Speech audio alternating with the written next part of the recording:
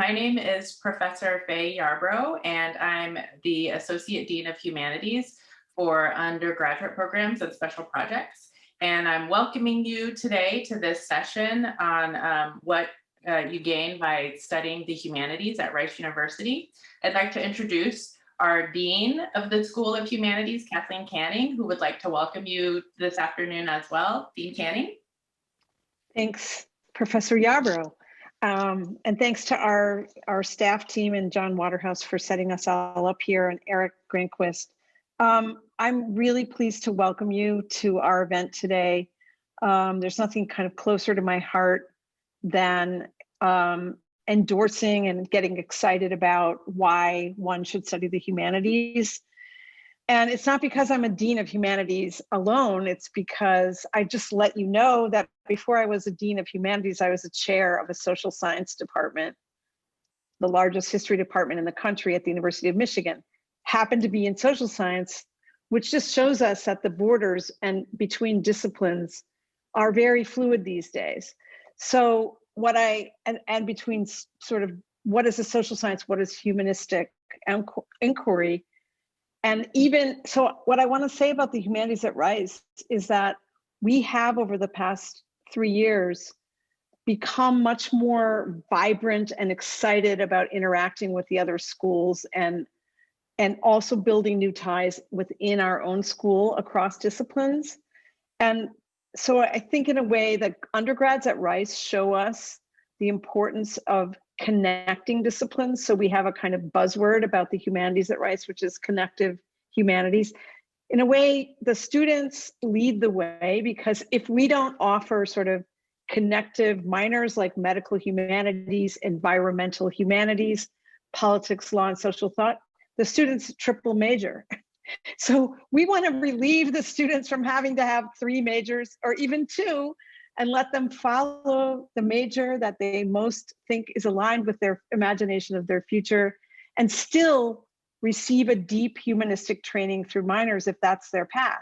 Our medical humanities program is just taking off, and we've really invested a lot of energy, including a new hire of a faculty member in that program. And we've seen increases in the intro level course, the gateway course, from 19 in each semester to 70 and 80. So, and I think what's happened there is that medical schools have also really made very clear that they want students with the scientific background and the MCATs, but they really want students who understand that they're treating the human, and that what the kind of ethical, moral dimensions of medicine involve on a daily basis. And that training just isn't yet generally deeply embedded in medical school. We're sending our students from the sciences to med school with a medical humanities training. And the other thing I would like to say is some of you are going to be participating tomorrow in the Ethics Bowl. And ethics is another, and that's for our high school, regional high schools, not only regional, who compete in wonderful debates over ethics. And I have to say that ethics is emerging in the School of Humanities as another kind of connective tissue to the other schools. We have humanistic faculty teaching ethics to engineers. We have huge demands on our ethics courses, on our ethics training from other parts of the campus as well. And so this is something we intend to build out. The Ethics Bowl, in a way, thank you so much, teachers, coaches, and the philosophy colleagues, for bringing ethics to our feet and showing us how incredibly important it is. And I will say we offered a course last summer, brand new, Ethics in Pandemics. And if there's ever been a moment in which both democracy and its crisis and its near collapse on January 6th, as well as this pandemic, have raised extraordinary ethical issues, which we plan to foreground in our instruction in the coming years. So we really welcome you to Rice. Humanities is about everything. There's nothing that we do that won't prepare you for a wonderful future, whatever your chosen career is. So with that, I'm going to turn it back over to Professor Yarbrough and wish you all a wonderful event. Thanks, Faye. Thank you. So I am going to give you a little overview of what the plan is for today, and then we'll start the presentation. So I'm going to give you a quick overview of some of the academic programs that we have in the School of Humanities. And then my counterpart, Naiva Aguanobi, is going to tell you about some of the internships and other programs that we have available for our undergraduate students in the School of Humanities. And then we'll turn our attention to what you're really here for, is hearing from 4 current students who are majoring in humanities here at Rice University. And we want to leave plenty of time for you all to ask questions. Please use the Q&A function to ask questions as they arise, and we'll try to get to as many of them as we possibly can. All right, so my speed reading or speed talking overview of the humanities. I will share my screen so you can see it.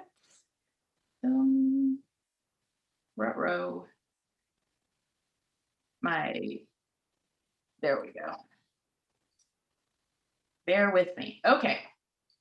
So I'm including here our contact information for Naiva Aguanobi and for myself. So you can also email us if you have any questions about our presentation today. But here, let's start about what you can do in the School of Humanities. So here's the website for the school. Again, if you want to find more information, because my really speed presentation is just barely going to touch on some things, but this is the website that you can go to get more information. So many of you might not be familiar with what actually the humanities are. So here I'm giving you the really dry Britannica dictionary definition of the humanities, but I'm not going to leave it here, right? So the humanities encompass those branches of knowledge that concern themselves with human beings and their culture, or with analytic and critical methods of inquiry derived from an appreciation of human values and of the unique ability of the human spirit to express itself. This is a very dry definition of what the humanities are that I think do us no justice, if I do say so myself. So I propose to you today that you should think about the humanities not in terms of this dry Britannica dictionary definition, but in terms of the kinds of questions we answer in the disciplines in the School of Humanities, right? So what are the kinds of questions that we're asking and answering in our disciplines? So I'm sure everybody's familiar with what's happening with Black Lives Matter. But this movement doesn't just begin with last summer and the murder of George Floyd, or even if we go back to 2014 and the death of Michael Brown in Ferguson. There's a larger history to how the people of color, and in particular people of African descent, have interacted with the police and with the authorities. And this longer history obviously extends backwards into convict labor leasing, into how people have interacted with the legal authorities under the institution of slavery. So this question of how did we get to this moment, this is a question that you can answer by thinking about the tools that you get from the discipline of history, right? This is an image of Vanessa Guillen, who's a Houston native, who was a Fort Hood soldier who was murdered. And here you see this beautiful mural that was painted to remember her. And you've probably seen other murals of victims that of crimes that are painted and put in giant relief.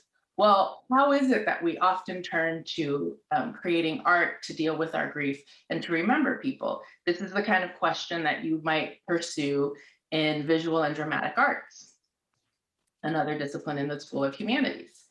Here are people having a socially distanced church service in Indiana, right? How are we worshiping in this moment of pandemic when we can't gather in the same spaces the way we once did? This is a question that you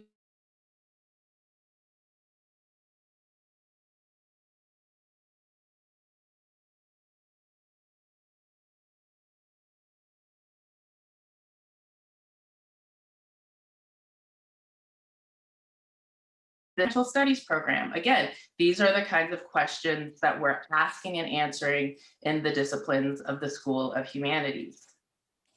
What is appropriate civil political discourse? You might pursue this kind of question in the English department. How do we communicate with each other? What do words mean? How important are they? I think if we haven't learned anything in the last few months, what people say really matters. And so this is a subject you can study, a question you can answer through the English department. And here's a woman who's masked because of the pandemic. There have been recent studies that demonstrate that the effect of the pandemic has varied by gender, with perhaps a greater impact on women in particular. I say this as a person who had kids in my house virtual schooling while trying to work, right? So this question of what's the effect of the pandemic and how does it vary by gender, it's something you might answer in the Center for the Study of Women, Gender, and Sexuality here in the School of Humanities. So again, instead of thinking about that dry definition of what the humanities are, I think that you should think about the questions that we're trying to ask and answer in the School of Humanities, and that we're giving you in our disciplines the skills to approach these questions and to answer these questions.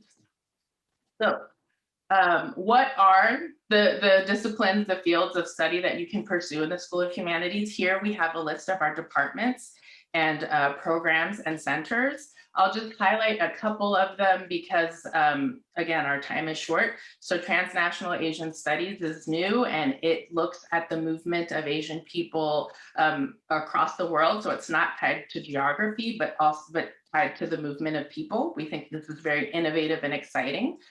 We have a new Center for African and African American Studies that's doing really innovative programming and thinking about all kinds of questions related to race and the Black experience, and a new relationship between Rice University and several other universities in the region so that we can partner together to offer more in terms of African and African American studies.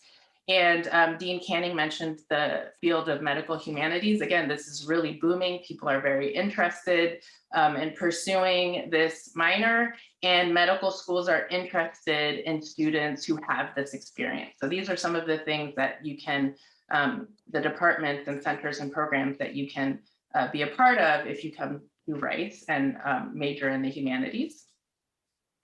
So we're not just asking questions about the world around us through the skills that we're gaining in our disciplines. We also have classes in which we're asking these big questions. So here, who, what, why is Disney? What is hate? What is the meaning of death, right? So the Disney class looks at the influence of Disney, but it's a way to think about the influence of Western culture and consumerism more broadly.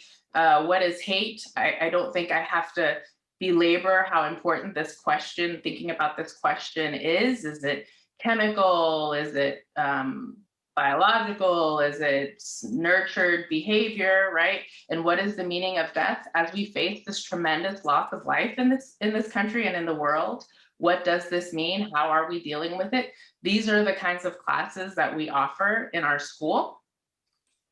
And I just want to point out that our students really appreciate the level at which we offer it.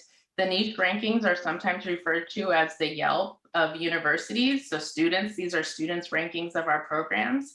And while Rice University is a small institution, you can see that we're really highly ranked nationally by our students in terms of what they see as the benefit that they get in their education in the School of Humanities. And so you're going to hear from some students in a little bit, but again, you know, we're asking these questions, but I think we're also doing them in a way that's really engaging to our students and that they see the value in what they're gaining from our classes. Now I will turn things over to Naiva Agwanobi, who's going to tell you about some of the programs that are related to class, but also can be larger and broader than the experiences that you get in the classrooms in the School of Humanities. Naiva, take it away. Okay, so thank you for joining us today. It's really exciting to talk about the humanities because I know that when high school students and their parents are thinking about what they want to pursue as a college education, one of the questions that comes up is, what can I do with this degree once I graduate? Like, what type of jobs can I get? Am I going to get a good paying job? Are my options going to be limited? And so what we hope to do while you are a student is offer opportunities for you to flex your humanities skills in a professional environment, get some research under your belt so that once you're ready to graduate, you are prepared either for the working world or graduate school or pursuing whatever endeavors that you want to do, that you have some experience under your belt. And so one of the ways that we do that is by offering some internship support to humanities majors. A lot of experiences, unfortunately, these days, in terms of internships, are unpaid. And if you are a person like me who has bills, or you eat food or drive a car or need money, you have to have some type of finances to support that. And so Dean Canning has some funding set aside specifically for humanities majors so that during the summer months, they can land a position and be able to afford to take an unpaid or an underpaid one. And so our students really go everywhere. The question really isn't like, what type of internships do humanities students get? It's like, what can't you do with humanities education? And so we have folks that are working in the business field, in law, in medicine. They are working as teachers or doing English camps. They do art camps. There's just a lot of different ways that students spend their time in internships. And I'll put some links in the chat in a little bit so that you could read about some student experiences. So that usually happens during the summer, but during the academic year, so during fall semester and spring semester, students have the opportunity to get this experience, get this professional experience, but also get credit for a class. And so we have law and we have health that are practica programs. They're internships for credit, where you get to either work with a firm or state or federal judges with our law practicum, or you get to work with a health organization in the Texas Medical Center, doing some type of research or working with clients or attending oral arguments, and just to get a feel of what goes on in those fields. And then you also get instruction by a Rice faculty member to give you like the history of law or how to do medical research, so that you're not just kind of thrown out there and, you know, sink or swim. You have that experienced faculty member to help guide you through it. So we also have other ways that we engage with the community, and some of them are really woven into the programming and academic offerings that we have. A great example of that is the Poverty, Justice, and Human Capabilities program. This program really focuses on engagement with the community. So you're doing internships, service trips. There's lots of other activities where you're working with organizations in the community, again, with just the goal of giving you that experience in various career fields while you're still a student, and having that support of Rice faculty and staff while you're doing it. Next slide. Where's that it? That's the only slide I put up for you. I said it all. Okay. All right. So I will stop the share, and then I will introduce our panelists, our student panelists today. And if I might make a plug for Naiva and myself, we do a longer version of this with more slides. That's why Naiva expected more slides. When we do our admissions office information sessions, those are usually on Fridays. You can sign up for them through the admissions office. So if you want more Naiva and me and more in-depth detail about these programs, you can attend one of those sessions, and we're happy to share that with you. But I'm sure what you're really here for is to hear from the students. So I'll introduce our four panelists very quickly and then let each of them speak a little bit about their major and why they chose their major, and then we'll open it up for questions from the audience. All right, so we have today Brittney Espinoza, class of 2022 from Duncan College. At Rice, it's a big deal to say what college you're from, just so you know. She's a double major in visual and dramatic arts and social policy analysis, and is planning a minor in medical humanities. We will also have Hannah Hoskins, class of 2023 from McMurtry College, who is majoring in English. Elysia Wu, class of 2023 from Lovett College. This is my college from my days at Rice in the 90s, who has a double major in English and Neuroscience. And I promise that it's not me being biased towards Lovett College. We also have Sree Yeluri, class of 2021, also from Lovett College, who's majoring in German studies and economics and minoring in politics, law, and social thought. So let's get started with Brittney. Hi. Yes. So I also to kind of put some context, I also identify as a Latinx student, as a first-gen low-income student, and also a non-traditional student. So I'm a little bit older than some of my peers after taking a medical leave in the middle. And I say that because to me, being in the humanities has been so important to my success in terms of coming back. Like the humanities department has been so supportive and has really given me the resources that I need to succeed. I just posted on Facebook, I'm like, the humanities is my warm and fuzzy spot yesterday. And that wasn't just pandering for today's panel.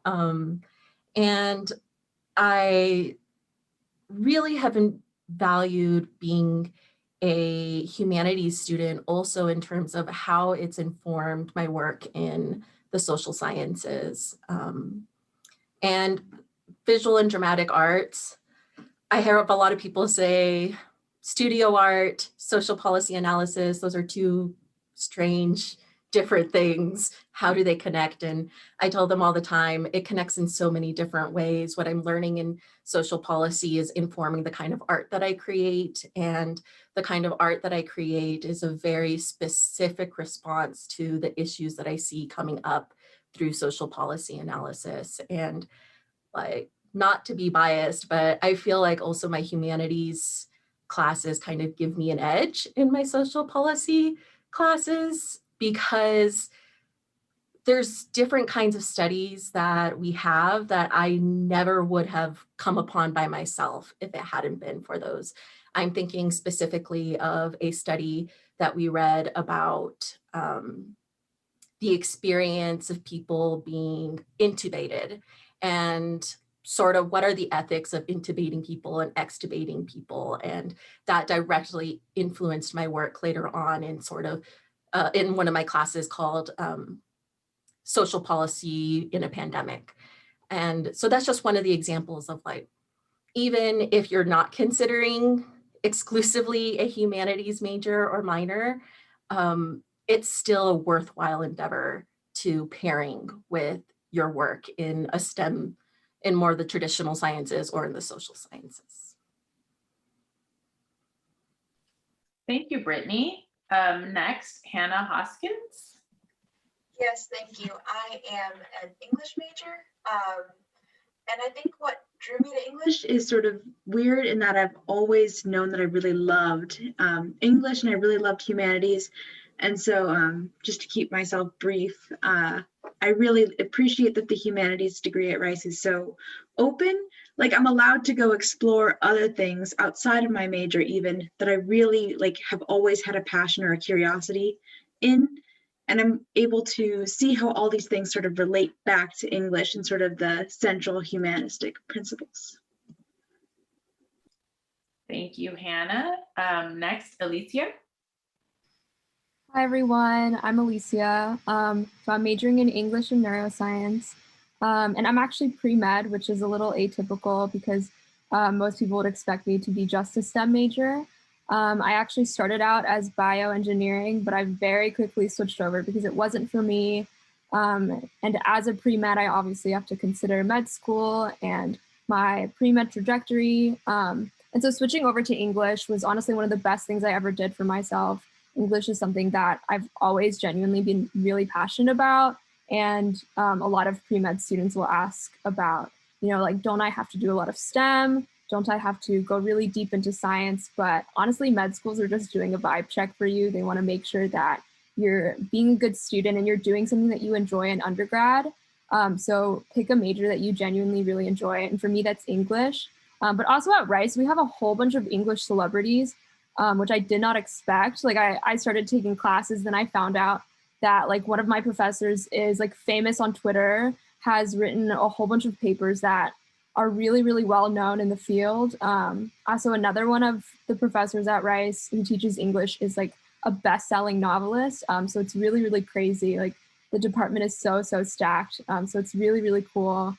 But yeah, I genuinely just have so much love for English, and it like helps with my mental health as I'm trying to navigate pre-med too. Thank you, Alicia. And Sree. Hi, y'all. I'm Sree. I'm a German Studies and Economics major, and I'm minoring in PLST, Politics, Law, Social Thought.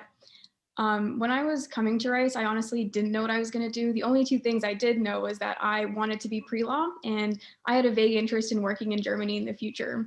So I guess starting there, I was like, let me take some German classes. And I kind of quickly realized that humanities courses in general offer a lot in terms of critical reading and writing. And those are like, that is amazing prep for what you're going to expect in law school. So I started taking more humanities classes and kind of ended up with German studies, both because I've already taken the language and because I think German studies and other like cultural studies programs really offer insight into different sorts of subjects. So with German studies, I really got to explore history. I got to explore philosophy, German culture, film studies. So I got to explore all these different, I guess, topics through that one major. And so that's kind of why I decided on the German studies major. Thank you. All right, so we had some questions that came in through people's registration forms, so I wanted to address some of those. Why did each of you choose Rice University? What factored into your decision to come to school here? Because my guess is, based on how talented you are, you all had options of other places. So I'm just gonna go back through everybody in the same order. Brittney, would you share with us how you came to your decision to attend Rice? That's a funny story. Long story short, my mom really wanted me to apply to a school in Texas, even though I had said I didn't want to go to a school in Texas or in a state that's touching the Gulf. And then, but I'm like, okay, Mom, I'll apply to one. I'll make you happy. I applied to Rice and I got into a couple of other places. And after visiting all of the other ones, I'm like, they all make me miserable except for Rice. So that's kind of how I ended up here. And it's the best decision I could have made. So your comment is interesting. Okay, what is your problem with the Gulf? Number two, at this moment when we can't travel, that is something I will share with our audience. Rice has a really lovely campus, and my experience was the same as yours. I stepped foot on campus in 1983, and felt like this was home. It looked like how college was in my imagination. So I know exactly what you mean, Brittney. Okay. Do you want to tell us why you don't like the Gulf before I go to Hannah? Humidity and curly hair, basically. I tell people that I'm like, someone sells their soul to the devil during visiting week to make sure that the weather is nice that 1 week, because when I visited is very different from how it is year round. Okay, well, maybe we can't have Brittney talk about that anymore because we don't want to scare any folks who are from out of state.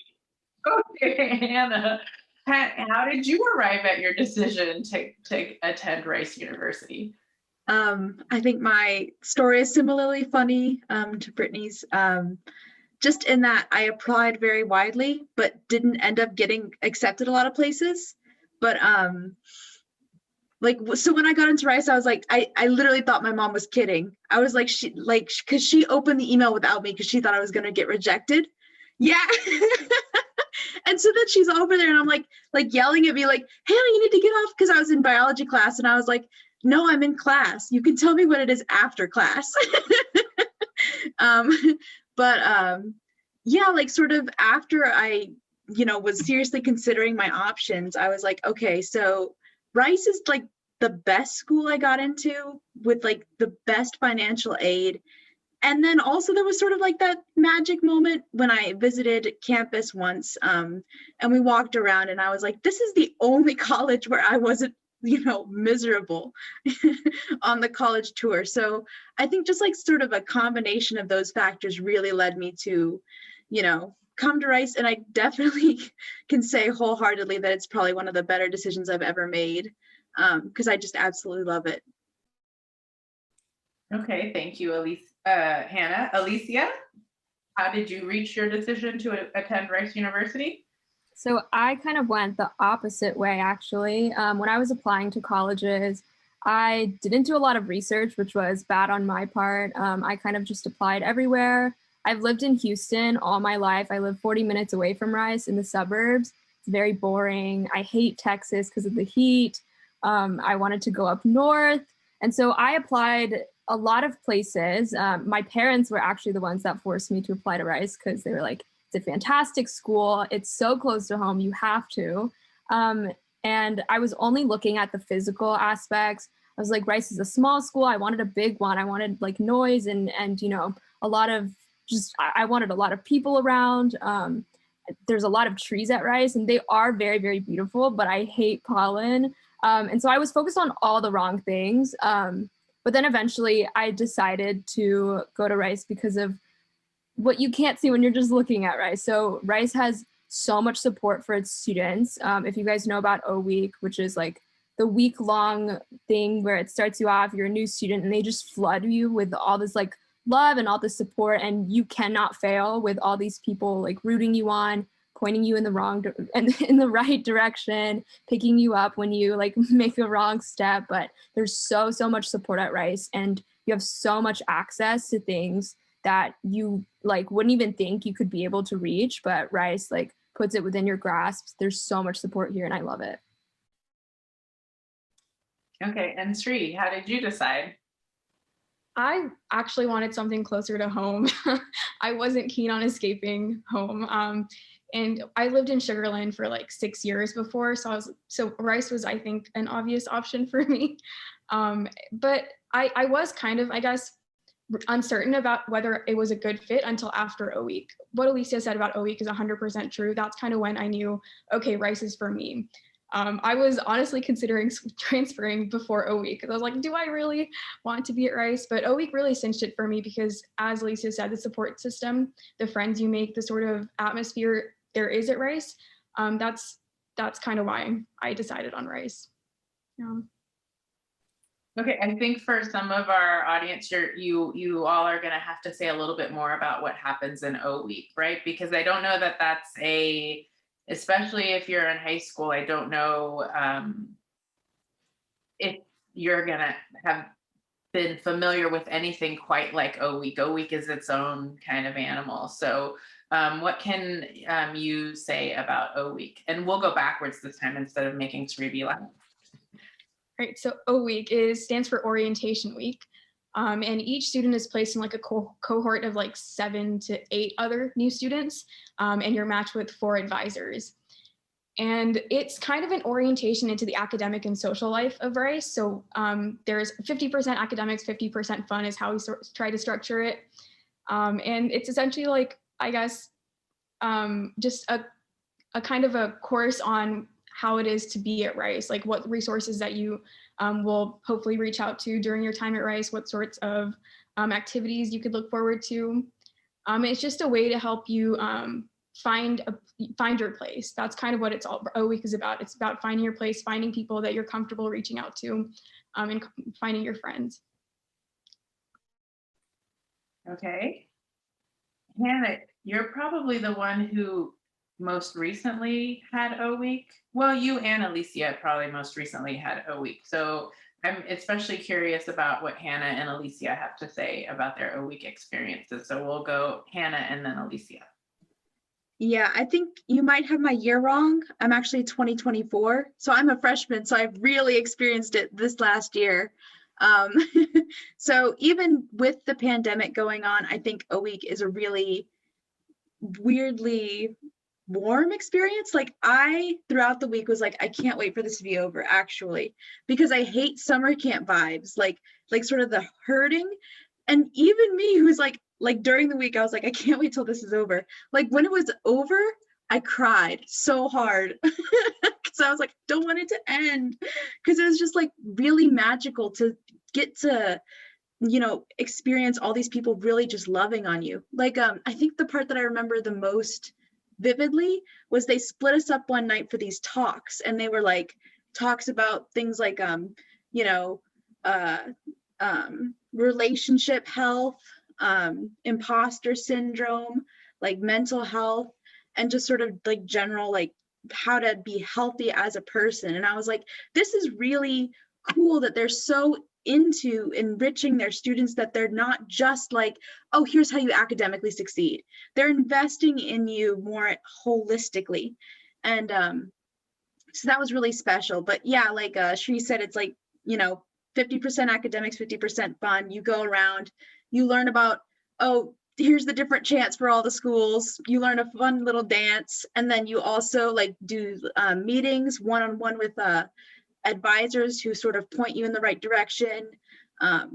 There's like these big discussion groups, and you sort of go and you take notes. And so it's a really informative experience, both in terms of person and in terms of like the university itself. Alicia? Yeah, so I absolutely love O Week. O Week is like the complete opposite of hazing. They just like throw so much love and support at you. I have a friend who is 1 year older than me. She got into Rice. She went to my high school. And so when I got into Rice, I like was texting her all these questions like, what do I have to buy? What do I have to prepare for? And she said, just like, shut up and hold on. Like you show up at O Week knowing absolutely nothing, and you know so much more by the end of O Week. They give you anything and everything you need to succeed. They tell you everything you need to know about Rice. And if you don't know by the end of O Week, you know exactly where to go to end up like finding out more information about it. You have a built-in system of like friends and support and people to go to, and you cannot like fall through the cracks. O Week has everything you need. They have thought of absolutely everything. Like Hannah said, they will literally tell you about everything that you didn't think you would need to know for college, like how to like balance your schedule. That will just catch you off guard whenever the semester starts, but they prepare you so well. Like I mentioned, I didn't do any research, so I showed up to college with like no knowledge whatsoever, but I was really prepared after O Week. So O Week is just a whole bunch of love, and it's honestly so fun too. All right, Brittney, did you have 2 O Weeks? No, I had only one, and that was 12 years ago. But what I will say to kind of pump up O Week, and that I think it's valuable, is that it's one of my biggest regrets of returning that I didn't do a second O Week, because I think that's a really great selling point for Rice, that they're continuously trying to find new ways to support students. And so a lot of the resources that are available now were not available 10 years ago, 12 years ago. And I think that just kind of shows Rice commitment to students and wanting to continue, like, what are these different groups of students? What are their needs? And speaking kind of from also, I'm in student government, I'm in the student association, and we just finished a working group on what are the different ways that we can support students during O Week? What are the things that we kind of need to revisit? And a lot of the conversations actually surrounded around the humanities, and like, how do we better reach out to the humanities, and how do we better make sure that they're getting the advising needs that they need during O Week? And so I think it's great to know that those conversations are happening. And over the summer, we had conversations in the Dean of Humanities undergrad advisory committee. We had conversations about, like, again, what do humanities students need during O Week? And so we're always looking out for you, is what I want to say once you come to Rice. Okay, thank you. Are there particular skills, you've each talked about it a little bit, but are there particular skills that you think you've gotten from your humanities classes that you think are going to be really useful for you going forward? Are there things that you think you would recommend to other people about why they should take humanities classes at Rice University? So because Brittney's on the screen, we'll start with Brittney. I would say that a lot of it is you kind of don't know what you don't know about what you're going to use later. In my first 2 years at Rice, all those years ago, I was on the speech and debate team. And it's funny, and speech and debate falls under the programs of the humanities. And it's funny to me how many times talking about like stock issues within speech and debate has come up in my other classes in terms of how to form better arguments and how to kind of advocate for your point a little bit better. All right, thanks. Because I have my list, Hannah, is there anything you'd like to say about what skills or ways of thinking about the world that you're getting from your humanities classes that you think are particularly valuable? This is more in terms of like a long haul idea, but I've noticed that people with humanities backgrounds, like as they age, like, and so I'm been spending a lot of time with my grandparents, so I think that's part of where this is coming from. But like I've noticed that like one set of my grandparents is really into like sort of humanities, and the other set is more into like science. And as they're getting older, the ones that are more into humanities are just like a lot more willing to be engaged and engaging with the world around them and sort of talking through all of these issues and figuring out what it means to them and their place in it. And so I feel like the value of the humanities degree like extends far, far beyond like even, you know, helping you get a job or just the next 5 years. It's like it has long-reaching consequences way down the road you can't even really see from the current vantage point, because it's just so valuable in like really living life is what I would say. Okay, thank you. Alicia? Yeah, I would agree with Hannah 100%. It like changes the way that you'll think about the world in such subtle ways. But to talk about the more logistical career type benefits, like I mentioned, I'm pre-med. Please feel free to ask me questions about that. But like you would not expect just how many medical schools are deliberately looking for humanities students. McGovern Medical School, which is right across the street from Rice, has an early acceptance program for humanities students because you don't want a medical school class full of like STEM majors because they don't have the diversity coming from like students who have taken humanities courses. So if any of you are pre-med, definitely consider if humanities is something you're passionate about. Don't hold yourself away into a major that you're not going to be passionate about just because you think that med schools won't want that.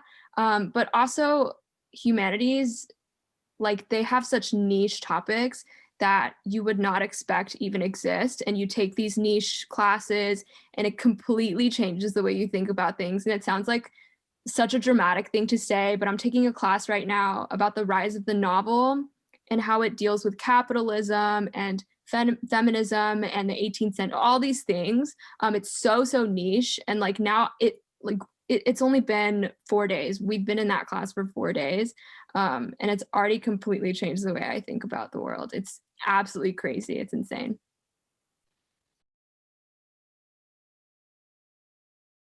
Sorry, and Sree, what would you say about the skills or ways of seeing the world that you're gaining through your humanities classes? I definitely think that there's just different lenses that we learn about through these classes. So I'll give a few examples. I'm taking a film studies course, or I took a film studies course last semester, the first time I've ever taken a film studies course, and it just really, we learned how to look at films and try to understand how different cinematography, like cinema techniques reflected the society and the culture that they were part of. So this was really interesting. I had no idea we could do that with films. So I was like, wow, this is a neat way of looking at films. I took a course on German philosophy, a Nietzsche course, and I was reading these texts that were really complicated, and I learned how to like better understand them and apply them. And I ended up writing a 20-page paper in this course, which is the first 20-page paper I've ever written. And so that was just a really great learning experience on how to write critical analytical papers. And I think in terms of long-term skill development, writing papers is pretty important for me as a pre-law, because that's what I'll be doing for probably the rest of my life. So it's important for me to develop these sort of skills. And a class I'm taking right now that I think is also pretty amazing is contemporary political theory. And so this kind of looks at the foundational ideas of what is justice, what is democracy, what is a citizen, what is your responsibility as a citizen. And so just looking at these really foundational questions and reading foundational philosophical and political texts, I think that's definitely something I wanted from college, and now I'm being able to do that through these courses. So that's kind of all over the place, but these are just the types of skills I've been getting from humanities courses. Great. I'm just going to remind the audience that they're welcome to post questions in the Q&A.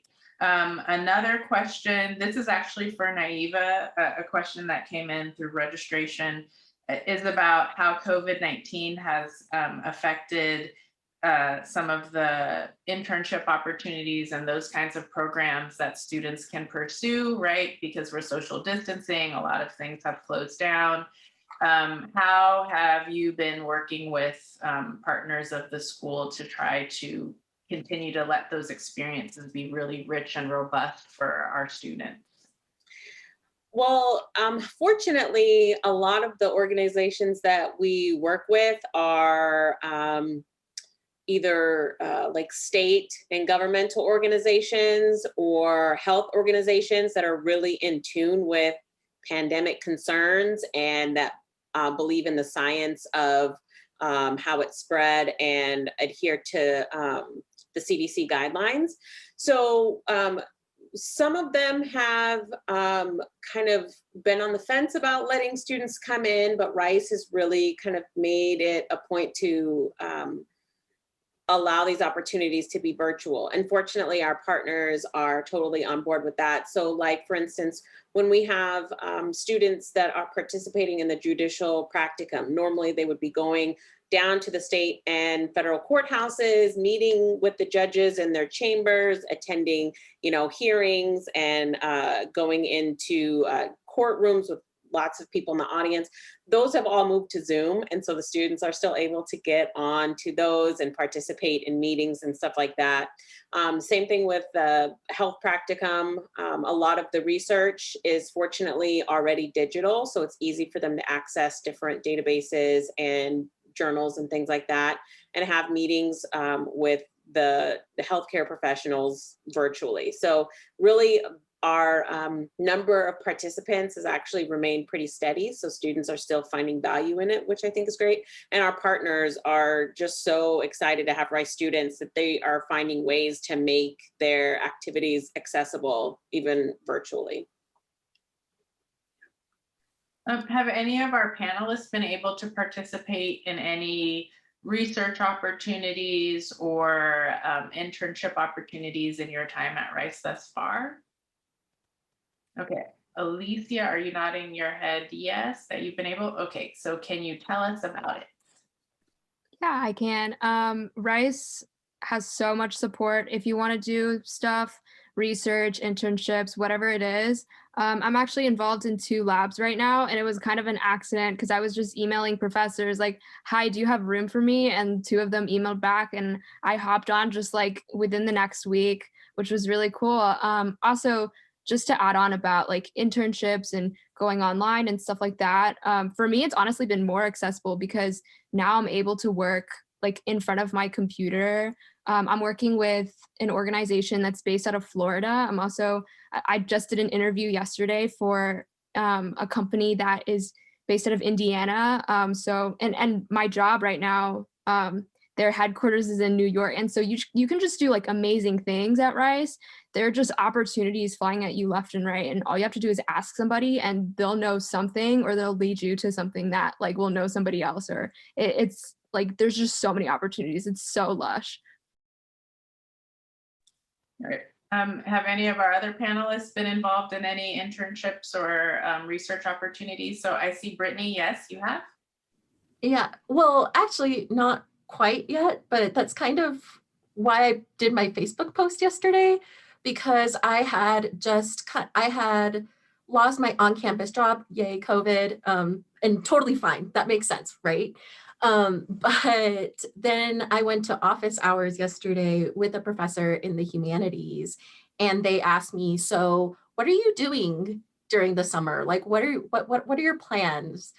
The history department, we have a budget for RAs. Like, let's talk about it. Let's connect you with the CCD.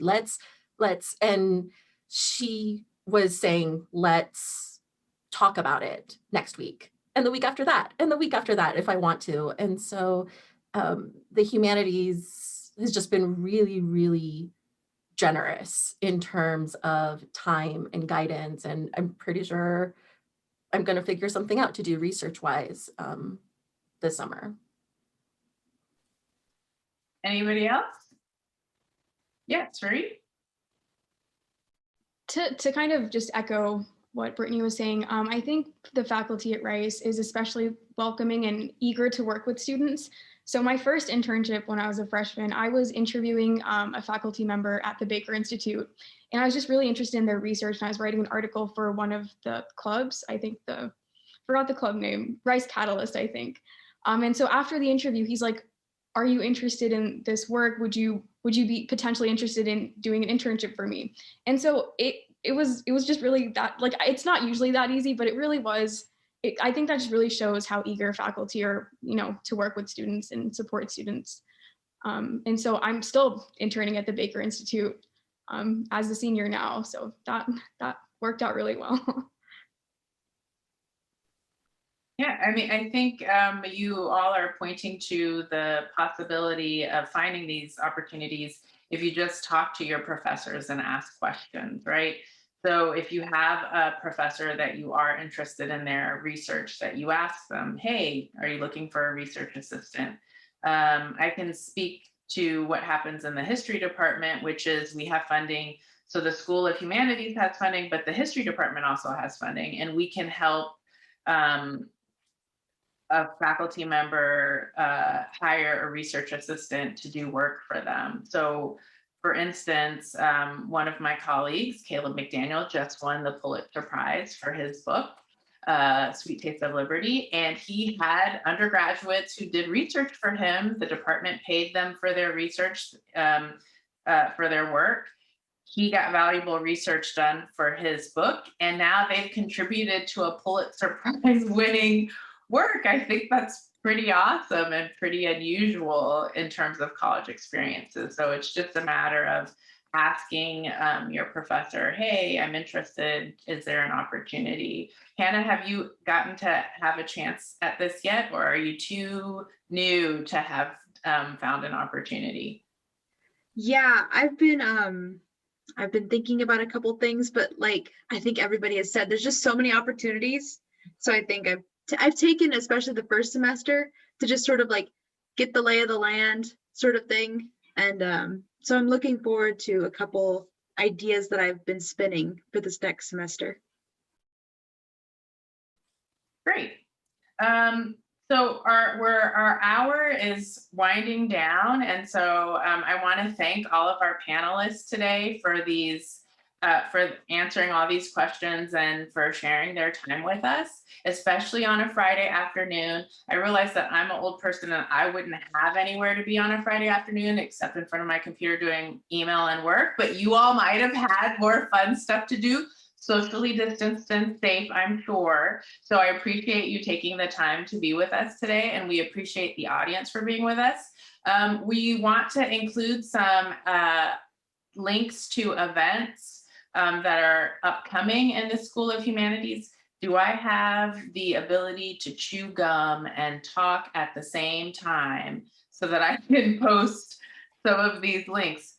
Maybe Do you want to tell me which ones that you want? I have them up. Oh yeah, just the Campbell lecture, the Humanities Now conversations. Cass has an event, and the Women's History Month lecture. If you have those four, that'd be great. So these are events that are open to the public. They are obviously all via Zoom. So as the students have talked about their own experience with the convenience of being able to, pursue some of these opportunities on Zoom. So they're free, they're open to the public. We'd love to have you there. We have, if I might just do a special statement about, because I organized the lecture, a Women's History Month lecture speaker, Martha Jones, who is going to talk about Black women and voting rights and the history of Black women and voting rights.